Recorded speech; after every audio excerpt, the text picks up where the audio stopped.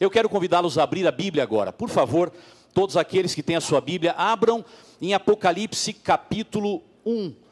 Por favor, Bíblia na mão, Apocalipse capítulo 1. Eu gosto de pensar que a Igreja Adventista do Sétimo Dia, ela não tem compromisso com versos isolados da Bíblia.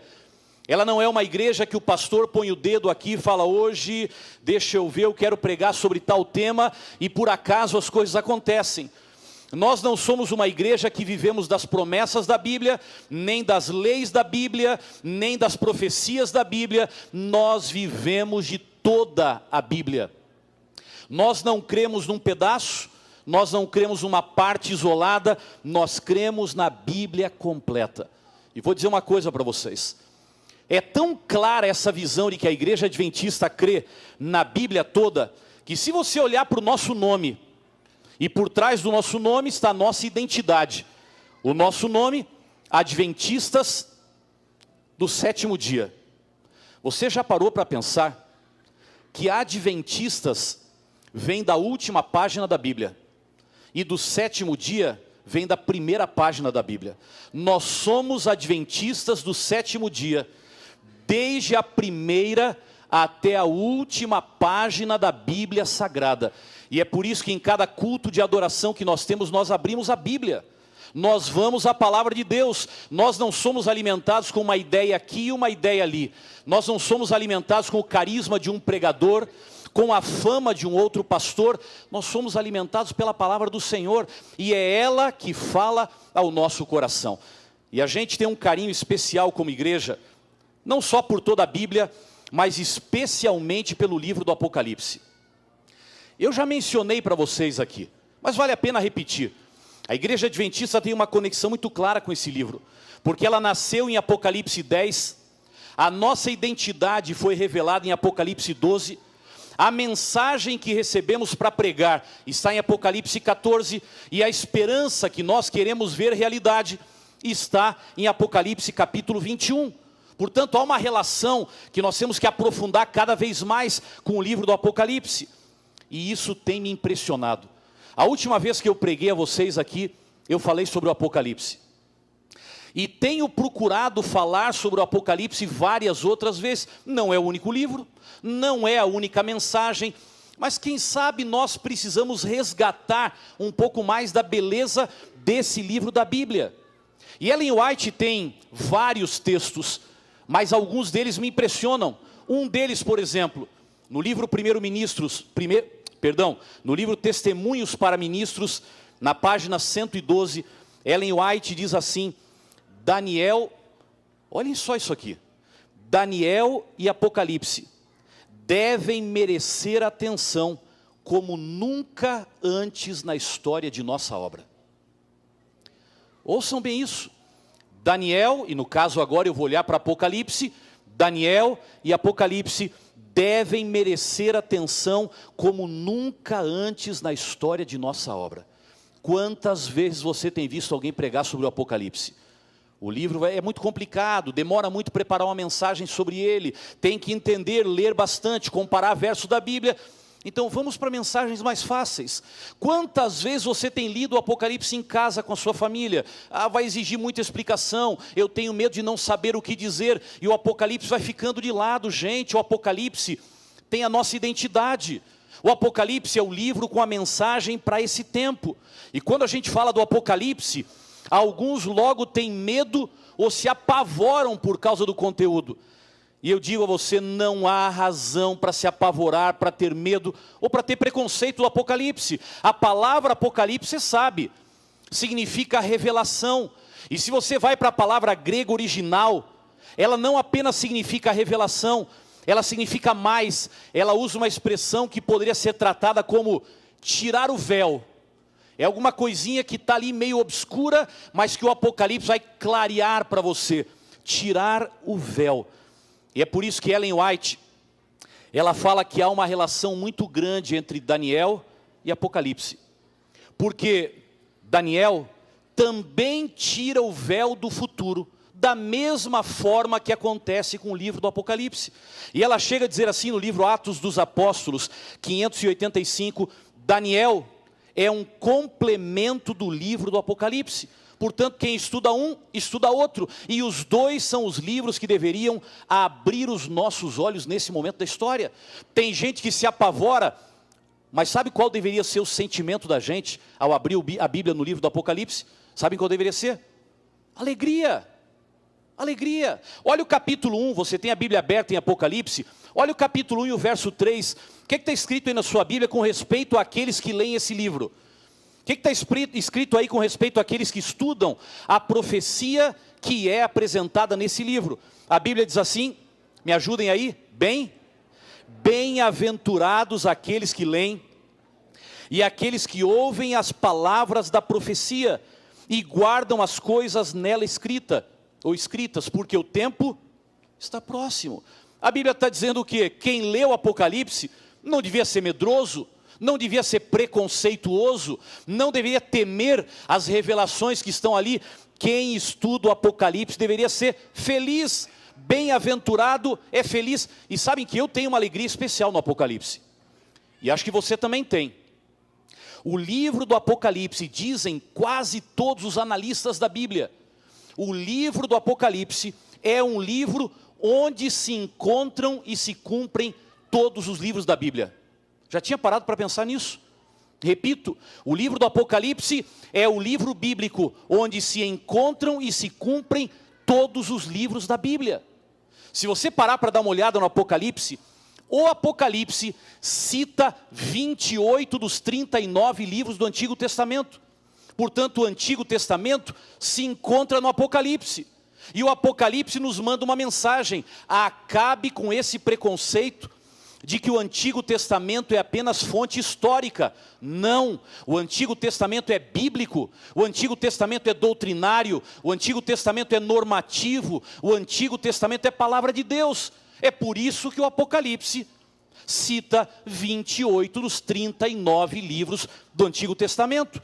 Se você vai para o Novo Testamento, o Apocalipse é o livro mais representativo de todo o Novo Testamento. Sabe por quê? Porque a figura central do Apocalipse é a revelação de Jesus Cristo. E para que ou por que razão existe o Novo Testamento? Todo o Novo Testamento é a revelação de Cristo, da sua igreja e da salvação. E se você vai ao Apocalipse, você vai ver a revelação de Cristo, e você vai ver que se repetem várias vezes as palavras ou os conceitos de igreja, cruz, salvação e segunda vinda. Portanto, todo o Novo Testamento se encontra no livro do Apocalipse. Veja, há uma riqueza que tem que fazer a gente ter uma atração maior por esse livro bíblico. Quem foi o autor do Apocalipse? Ele assume a sua identidade, João, o apóstolo, e há uma polêmica muito grande, quem foi esse João? E quase ninguém gasta mais tempo debatendo esse tema. O João que escreveu o Apocalipse foi o último sobrevivente dos 12 apóstolos. O João que escreveu o Apocalipse foi o discípulo amado que reclinou a cabeça sobre o ombro ou peito de Jesus.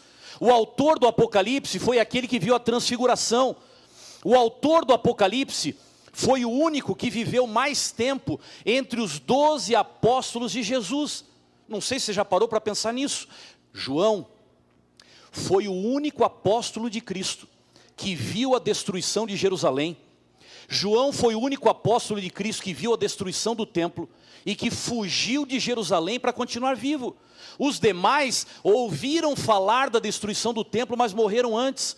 Eles não passaram pelaquela tribulação que não deveria acontecer no sábado, nem no inverno, aquele temor do que viria. Não, João estava lá. João foi aquele homem, e pouca gente ouve sobre isso, que por causa do testemunho da palavra, foi colocado num caldeirão de óleo fervente para ser morto. Sabe o que aconteceu? Ellen White relata isso assim com uma descrição muito interessante. Ela fala assim: os mesmos que o colocaram no caldeirão de óleo fervente para morrer, o tiraram de lá com vida e foram obrigados a crer no poder de Deus. Ela chega a falar mais, ela diz assim: o mesmo Deus que libertou os 3 jovens hebreus da fornalha ardente em Babilônia, tirou João do tonel ou do caldeirão de óleo fervente. Nós falamos dos 3 hebreus e quase não falamos de João. Mas João foi alguém que viveu o mesmo milagre dos 3 jovens hebreus. E depois que tentaram matar João e não conseguiram matá-lo, sabe o que foi feito? Ele foi exilado em Pátimos para ser silenciado. Se a gente não pode matar você, nós temos que silenciar você. E ele foi para Pátimos, isolado, 80 quilômetros adentro no mar Egeu, para ficar lá, para ninguém saber dele. E enquanto o mundo tentava silenciar João, Deus se revelou a ele. E Ellen White diz que enquanto João estava em Pátimos para ser silenciado, Deus falou com ele em Pátimos mais do que falou com ele durante toda a sua vida. Interessante. Enquanto João foi colocado em Pátimos para ser silenciado, Deus lhe deu uma revelação que guiaria o seu povo até o tempo do fim. Não tente silenciar um homem de Deus. Você pode calar o homem, mas nunca a mensagem. Foi isso que aconteceu com João. Agora venha para a Bíblia. A gente vai para o Apocalipse, é muito interessante a gente dar uma olhada e ampliar o conceito desse livro que não tem esse medo, esse preconceito, essa fuga que alguns têm da palavra de Deus. Mas quando você vai para o Apocalipse, você vê esse destaque na pessoa de Jesus. E o destaque na pessoa de Jesus cria um pano de fundo para o Apocalipse. Algo que está por trás de tudo aquilo que João vai relatando. Animais, profecias, datas, períodos, vitória, derrota. Por trás de tudo isso está o grande conflito entre Cristo e Satanás, que começou no céu, veio para a terra, atingiu a igreja cristã primitiva, tentou alcançar a Cristo, tenta alcançar o remanescente. Por trás de tudo isso está o grande conflito. E aqui eu queria chamar a atenção de vocês. Eu já preguei aqui e mencionei esse tema, mas eu acho que esse tema mereceria a gente gastar um pouquinho mais de tempo com ele. Quando você vai para o Apocalipse e você vê esse pano de fundo do grande conflito entre Cristo e Satanás, a minha pergunta para vocês: como é que Cristo é retratado no Apocalipse? Qual é o animal que o Apocalipse usa para falar de Cristo? Não só no Apocalipse, mas em quase toda a Bíblia. Qual é o animal? Jesus é o Cordeiro de Deus que tira o pecado do mundo. Qual é o animal que o Apocalipse usa para expressar o inimigo de Cristo? Esse que está no grande conflito com ele. Esse que lá no céu queria o seu lugar, veio para a terra, tentou destruir o seu povo, tentou destruir a Cristo, tentou destruir a igreja cristã primitiva e tenta destruir a igreja remanescente. Qual é o animal pelo qual ele é representado? Dragão. Jesus Cordeiro, Satanás Dragão. Eu pergunto a vocês, essa não é uma batalha desproporcional?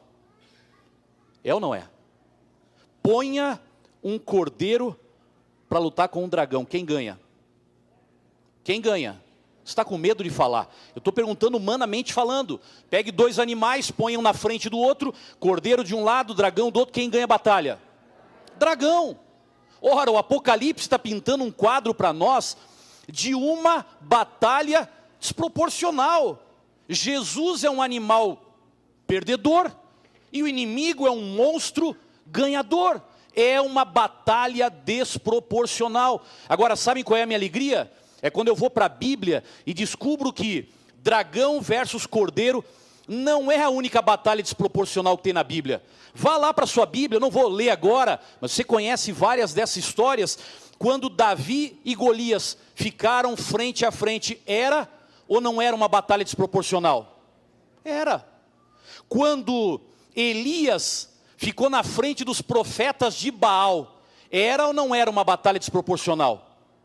Era. Quando Moisés e Arão, os dois juntos, foram enfrentar a Faraó e todo o império egípcio para libertar o povo de Israel, era ou não era uma batalha desproporcional? Era também. Quando Ezequias, e você talvez não conheça muito dessa história, mas quando Ezequias foi enfrentar o exército assírio, que tinha 185 mil soldados, e eles já estavam derrotados, não tinha como ganhar a batalha. Era a batalha de um rei e um pequeno povo contra um exército da maior potência da terra, com 185 mil soldados. E a Bíblia conta a história que em uma noite, um anjo do Senhor matou 185 mil soldados do inimigo. É ou não é uma batalha desproporcional? Claro que é. Quando você olha para a igreja cristã primitiva, eles eram 12, depois viraram 70, depois eles foram lá para o cenáculo, onde o Pentecostes ou as línguas de fogo desceram sobre eles no dia de Pentecoste. Eles eram 120, sabem qual era o tamanho do Império Romano da época, que era o império que dominava o mundo? Mais de 200 milhões de pessoas. Eles eram 120, o mundo 200 milhões. Era ou não era uma batalha desproporcional? Claro que era. A Bíblia apresenta muitas batalhas desproporcionais. E vou dizer uma coisa a vocês: não foi só no tempo de Cristo, não foi só no tempo do Apocalipse, não foi só no tempo da igreja cristã primitiva. Hoje nós estamos envolvidos em várias batalhas que são desproporcionais, não tem a mínima condição de enfrentar. Eu separei algumas aqui. Por exemplo, vocês já pararam para ver qual é o nosso tamanho e qual é o tamanho da sociedade que nós temos que ora alcançar, ora enfrentar? Eu penso no Brasil, para não citar outros exemplos. O Brasil tem, segundo o censo e a estimativa para 2018, 208 para 209 milhões de habitantes. Quase 210 milhões. Vocês sabem quantos nós somos no Brasil? 1.500.000. Minha pergunta: 1.500.000 para alcançar 210 milhões. É ou não é uma batalha desproporcional? Quando eu paro para pensar na nossa missão e no tamanho do nosso desafio, pensa em Brasília, pensa em São Paulo, pense no Rio de Janeiro, pense em Buenos Aires, pense em Nova York. Olhem para o tamanho da igreja, para o tamanho das cidades e para o tamanho da missão que o Senhor nos entregou para alcançar.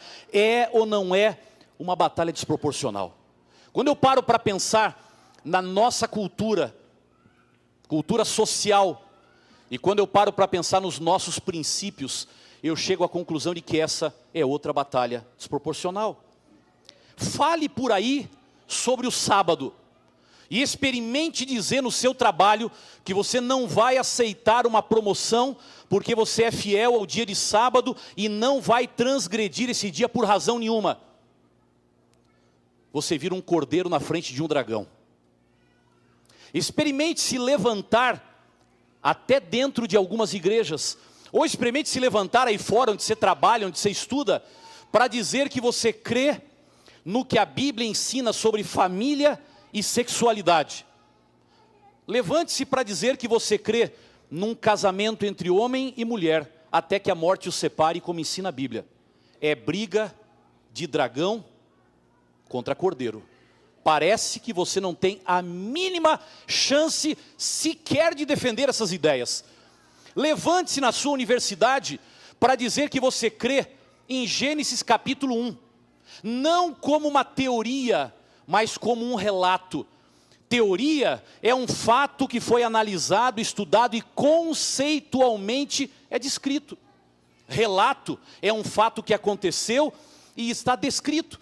E se você levanta por aí para dizer: eu acredito que Deus criou o mundo em 6 dias e no 7º criou o sábado, Deus criou o homem do pó da terra, pela sua palavra, o povo vai olhar para você: você está brincando comigo, você está brincando comigo, ninguém mais acredita nisso, só você e a sua igreja, só você e os pastores que controlam a sua mente. Por quê? Porque quando você olha para a cultura da sociedade e para os princípios bíblicos que defendemos, parece uma briga de cordeiro, um dragão. Você não é nada para enfrentar tudo isso. Quando eu paro para olhar a batalha entre a mídia e a religião, minha percepção às vezes é que a mídia vem contra a religião como um rolo compressor. A mídia vai popularizando valores que ninguém consegue enfrentar. Quando eles começam a dizer, a partir de agora é assim, você grita, fala, prega, anuncia, mas parece que a sua voz vira nada diante do rolo compressor da mídia que traz os seus valores. A minha percepção é uma luta de cordeiro contra dragão. Você é um cordeirinho pequenininho tentando enfrentar aquele monstro e não consegue. É uma luta aparentemente impossível, desproporcional. Olhando para dentro da igreja hoje, eu fico pensando, quando eu olho para redes sociais e culto de adoração, não parece uma briga de cordeiro contra dragão? Pense na quantidade de pessoas que durante um culto baixa para olhar o seu celular. Não é para uma chamada de emergência, é para ver se no Facebook alguém comentou alguma coisa, para ver se lá no Instagram já postaram alguma outra foto, se lá no WhatsApp alguém mandou um recado que vale a pena dar uma lida agora, podia ser lido depois, mas eu estou aqui, a mensagem não está me interessando muito, ou a minha curiosidade é muito grande, e eu vou baixar para dar uma olhada, afinal a minha Bíblia está no celular, o meu WhatsApp está no celular, o meu Instagram está no celular, o meu Twitter está no celular, o meu YouTube está no celular, e aí vai, Facebook está tudo no celular, portanto a minha relação é tão forte com ele, que se o pregador não fizer malabarismos aqui na frente, o auditório não olha para ele, e simplesmente baixa a cabeça, pega o seu equipamento para dar uma olhadinha. E sabe o que? Na hora da olhadinha, o pregador pode ter dito a frase que tocaria o seu coração. E o seu coração não estava ligado na mensagem. Mas eu paro para pensar, às vezes tem saída para isso. O celular está na mão de todo mundo, o tablet está na mão de todo mundo, o smartphone está na mão de todo mundo. Tem como você baixar um decreto para as pessoas não olharem para o celular? Não tem. Não tem, essa é uma escolha pessoal, é uma questão de adoração. E quando eu começo a pensar, eu olho para a realidade que a gente tem e penso para frente. Como é que vai ser daqui 20 anos, quando isso vai estar, a tecnologia vai estar multiplicada por vezes? Como será? E eu fico pensando, meu Senhor, é uma luta de cordeiro contra dragão. Quer dizer, você quase não tem mais forças para lutar, porque o monstro vem, ele é muito maior, você não tem controle, suas palavras não têm força, é uma luta desproporcional. Quando eu paro para pensar nas tentações que cada um de nós enfrenta, eu não sei você, eu conheço as minhas, você deve conhecer as suas. Existem tentações que são tão fortes, que você não consegue resistir, você já tomou decisão, você já prometeu enfrentar, mas elas são muito fortes, elas são maiores do que você. Ou tem tentações que elas já vêm de tantos anos, que parecem árvores que criaram raízes tão profundas, que você quer enfrentar a árvore, mas ela está presa demais, não vai, não vence, não vira, não resolve. E você olha para essas tentações e fala, eu acho que é uma luta de cordeiro contra dragão, eu sou pequeno demais para conseguir virar esse jogo. Elas estão tão grandes, elas são tão fortes, elas são tão antigas, que eu já não tenho mais capacidade de enfrentá-las. É briga de cordeiro contra dragão. Quando você olha para a educação dos filhos, já parou para pensar nisso? Os valores da sociedade, eles estão tão alterados, que às vezes a percepção dos pais, de que colocar valores cristãos e bíblicos no coração dos filhos é uma batalha perdida. Porque enquanto eles vêm à igreja no sábado pela manhã, ouvem um sermão que mais ou menos é para os adultos, nem sempre fala ao coração das crianças. Elas passam uma hora e pouco ali no templo da criança e vão embora para casa. E algumas crianças, isso é tudo que elas têm durante a semana, o resto é escola, é internet, televisão para aqueles que ainda assistem, amigos, e você começa a pensar, não consigo. Sábado de manhã eu falo, filho, essa é a palavra do Senhor, filho, vamos arrumar para ir para a igreja, filho, vamos guardar o sábado. Chega em casa, ele está lá no Facebook vendo aquilo e outro, e você fala assim, não consigo, eu falo, mas não dá eco, parece uma batalha perdida, eu não tenho forças para enfrentar, eu não consigo, é cordeiro contra dragão. E para terminar minha lista, que podia ser muito maior, eu paro para pensar nos valores morais. Não parece para você uma batalha perdida? Você não tem a sensação, você que é brasileiro, porque há vários outros países representados aqui que também têm essa sensação. Mas vamos pensar no Brasil.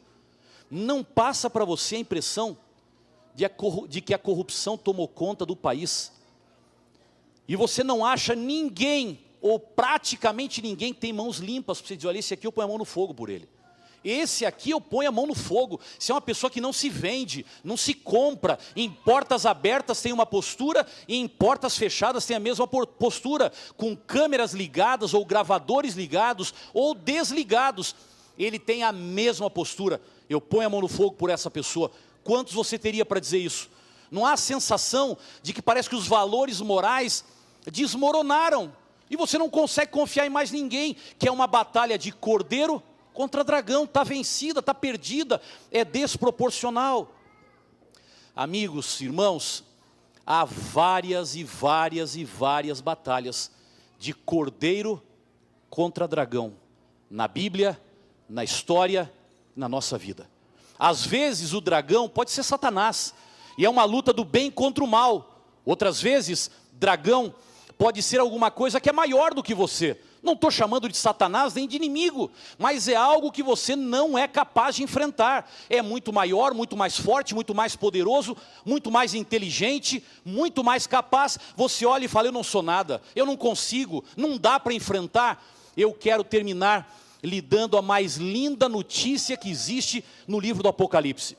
Quando eu paro para pensar no livro, no grande conflito, nessa batalha entre cordeiro e dragão, maior com o menor, nessa luta desproporcional, eu vibro com a notícia que a gente encontra em Apocalipse, capítulo 17 e o verso 14. E eu queria que você, junto comigo, terminasse a mensagem dessa manhã, olhando para esse verso e reafirmando a sua confiança neste livro e nas palavras que João nos apresenta.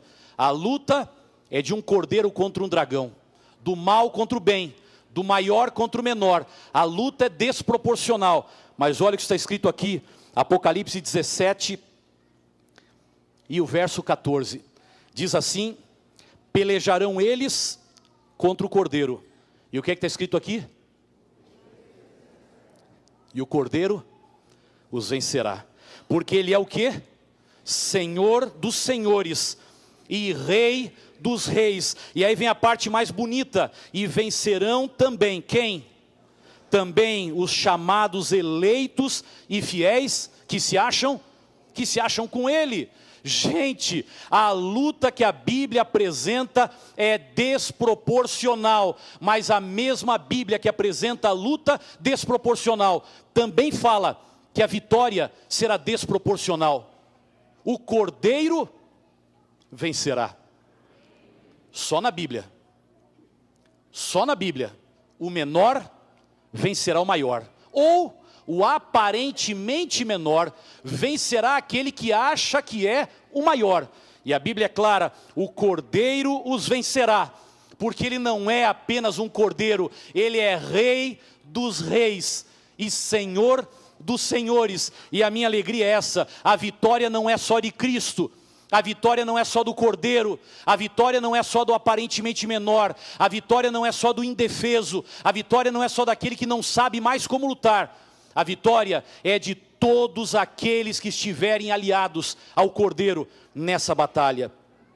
Em qualquer situação, o cordeiro vencerá. Você fala amém? Eu vou repetir, em qualquer situação, o cordeiro vencerá. Por favor, não desista, nem desanime, vença com o cordeiro. Pare de olhar para dentro de você mesmo e dizer, eu não consigo, eu não posso, não vai dar. Gente, olha o nosso tamanho, olha a pressão que eles estão fazendo, olha o debate que teve ontem no Supremo, a gente não vai conseguir. Senhores e senhoras, eu lhes digo que essa vitória não é humana, essa vitória é divina. Eu lhes digo que essa batalha não é humana, não é pelo nosso método, não é pela nossa inteligência, não é pela nossa articulação, não é pelos nossos advogados, sociólogos, psicólogos, médicos, pastores, é pelo Cordeiro de Deus que a batalha será vencida, porque é uma batalha impossível que será vencida por milagre feito diretamente pelo Senhor. Porque você conhece o que a Bíblia diz, a nossa luta não é contra quem? A nossa luta não é contra carne nem sangue. A nossa luta não é com pessoas, com instituições, com poderes, com pessoas, com personalidades, com influenciadores, com o mundo real ou virtual. A nossa luta não é contra carne nem sangue. A nossa luta é contra principados e potestades. A nossa luta é espiritual. E no mundo espiritual, a vitória não é como ela aparece no mundo real. Por isso eu queria dizer para você, lembre-se, na batalha do menor contra o maior, quem estiver com o menor se tornará o maior. Lembre disso, sozinhos o dragão cresce e o cordeiro diminui. Com Cristo, o dragão já está derrotado. Por isso, enfrente as suas batalhas com menos discussão e mais oração. Enfrente as suas batalhas com menos medo e mais fé. Enfrente as suas batalhas com menos ousadia e mais dependência. Enfrente as suas batalhas com menos correria e mais consagração. Lembre-se, sozinho você não é nada, mas com o Cordeiro, você é tudo. Você está disposto nessa manhã a dizer, meu Deus, eu preciso do Cordeiro. Eu estou envolvido agora numa batalha que é maior do que eu. Eu não consigo. Eu já tentei. É uma batalha minha pessoal, eu estou tentando, eu não consigo. É uma batalha da minha família que Deus sabe, mas a batalha está grande demais, não tem como lutar. É muito maior do que eu, está perdido já, está perdido. Ou quem sabe, o seu pavor quando olha para a sociedade e fala, como é que as profecias vão se cumprir? O quadro está virando, eles estão ficando muito fortes. Nós estamos ficando muito débeis, por mais que a gente cresça, inaugure igrejas novas, e vai para Novo Tempo, e põe redes sociais, nós somos isso aqui, ó. Eu tive o privilégio de estudar inglês por algum tempo, logo que fui eleito para a função que eu ocupo na Inglaterra, num colégio nosso lá, e um dia tendo uma aula com uma professora que era de uma outra denominação. Ela era teóloga de outra denominação, e contrataram para me dar aula, porque era uma teóloga, então a gente podia falar de algum tema afim. E um dia ela me olhou e disse assim, me fale um pouco da sua igreja. Ela estava dentro de um colégio da nossa igreja, não precisava falar nada para ela. Mas acho que ela queria me provocar para falar um pouquinho. Fale um pouco da sua igreja. E eu comecei a falar quantos lugares nós estamos, o tamanho da igreja, algumas das crenças que tínhamos. Eu falei com meu ânimo. Eu falei acreditando neste povo do qual eu faço parte. Eu falei acreditando no movimento remanescente, com o inglês que eu tinha para falar. Aí ela me olhou e disse assim, acorda, meu filho. Vocês não são nada do que você pensa. Aqui no nosso país, ela falou, vocês são isso aqui. Vocês não têm influência nenhuma aqui. Eu mesmo só conheço vocês porque eu vim aqui para dar aula para vocês, eu nem sabia que vocês existem. Vocês não são nada. Se coloque no meu lugar para ouvir isso. E às vezes a sensação da gente é essa, não somos nada. Quem somos nós aqui em Brasília? O que nós vamos conseguir mudar na história desse país? Quantos milhares ou milhões de pessoas vamos alcançar? A luta é de cordeiro contra dragão. É o pequeno de um lado e o gigante do outro. Mas o cordeiro os vencerá. Eu queria terminar orando por vocês. Eu preciso terminar sempre fazendo um convite. O meu convite é para todos aqueles batizados nesta igreja ou não batizados nessa igreja, mas que hoje pela manhã poderiam dizer, meu Deus, eu preciso vencer com o Cordeiro, porque a minha batalha, eu sou pequeno demais, eu não tenho como enfrentar. Ou pessoal, ou familiar, ou profissional, ou espiritual, ou social, ou moral, eu não sei. Você poderia ficar em pé para orar por você. Eu peço apenas para aqueles que realmente entendem o que eu estou falando. E hoje pela manhã poderiam dizer, eu preciso. Se depender de mim, a batalha já está perdida. Se depender de mim, a batalha já está perdida. Mas eu quero enfrentá-la com o Cordeiro, na certeza de que o Cordeiro vencerá. Nosso Deus e nosso Pai.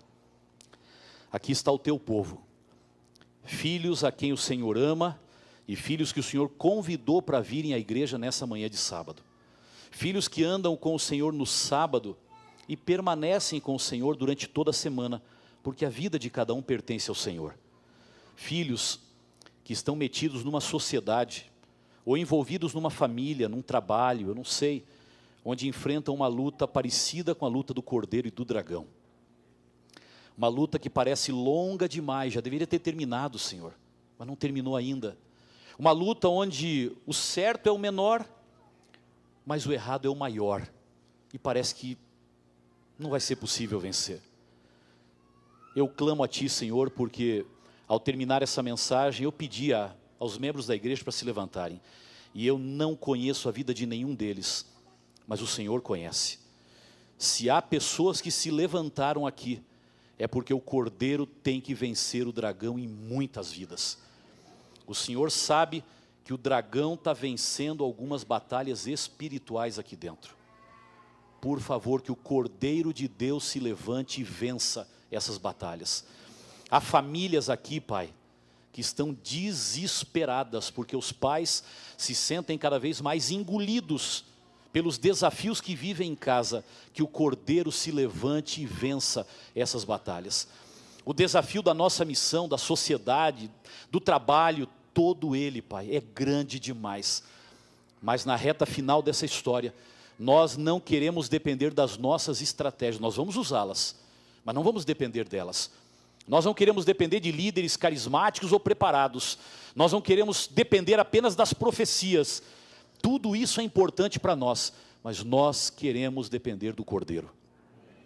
Por isso que o Cordeiro de Deus, que tira o pecado do mundo, o Rei dos Reis e Senhor dos Senhores, vença em nossa vida, em nossa igreja e nesta sociedade. Nós oramos por Jesus. Amém.